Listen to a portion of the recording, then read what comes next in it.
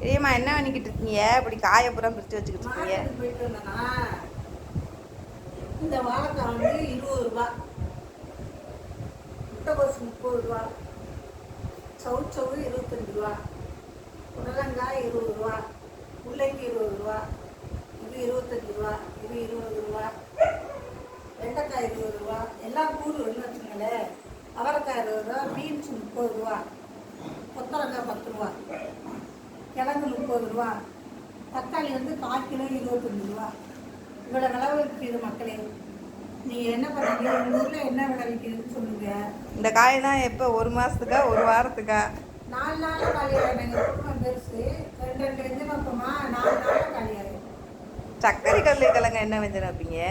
இதில் வந்து நல்லா மண் இல்லாமல் கழுவிட்டு நறுக்கிட்டு எண்ணெய் ஊற்றி கடுகு போட்டு தாளித்து கிழங்க போட்டு நல்லா வேக விட்டு கொஞ்சம் மிளகாத்தூள் போட்டு தேங்காய் பூ கொஞ்சம் போட்டு சாப்பிட்டா சூப்பராக இருக்கும்.